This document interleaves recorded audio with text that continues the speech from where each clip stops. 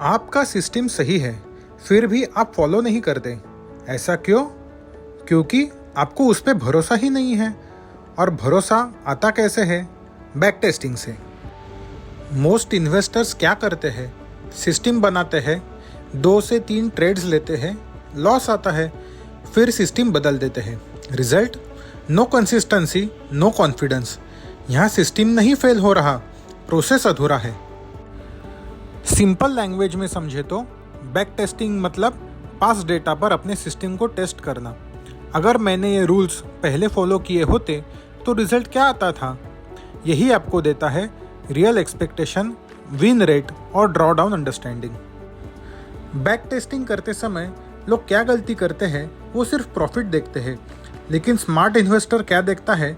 वो देखते हैं विन रेट, यानी कि टोटल कितने में से कितने ट्रेड्स प्रॉफिटेबल रहे। वो देखते हैं रिस्क रिवॉर्ड रेशो, यानी कितने प्रॉफिट के अगेंस्ट कितना लॉस हो सकता है। वो देखते हैं मैक्स ड्रॉ डाउन, मतलब वर्स्ट फेज में अपना पोर्टफोलियो कितना नीचे गिर सकता है। वो देखते हैं कंसिस्टेंसी, यानी कि रिजल्ट स्टेबल है या नहीं। प्रॉफिट लास्ट में आता है, सर्वाइवल पहले आता है। मान लीजिए 10 में से 4 ट्रेड्स प्रॉफिट में रहे और 6 लॉस में।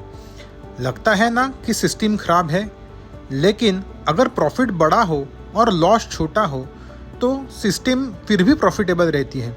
यही बैक टेस्टिंग सिखाता है। अब सबसे इम्पोर्टेंट सवाल, बैक टेस्टिंग करें तो कहाँ करें? अगर आप बिगिनर हैं तो आप ट्रेडिंग व्यू का इस्तेमाल कर सकते हैं। अगर आप एडवांस लेवल पे बैक टेस्टिंग करना चाहते हैं तो एमी ब्रोकर ये एक अच्छा ऑप्शन है। और अगर आप कोडिंग कर सकते हैं तो पाइथन में भी आप बैक टेस्टिंग फ्रेमवर्क्स कर सकते हैं। उसी तरीके से स्ट्रिक्स बाय ज़ीरोदा अल्गो टेस्टिंग के लिए बहुत अच्छा ऑप्शन है। बैक टेस्टिंग का गोल फ्यूचर प्रेडिक्ट करना नहीं है, अपने सिस्टम को समझना है।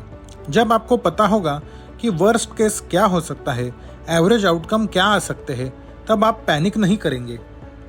कॉन्फिडेंस गेस करने से नहीं आता, डेटा से आता है। मार्केट में वही जीतता है जिसका सिस्टम टेस्टेड है और माइंड स्टेबल है। धन्यवाद।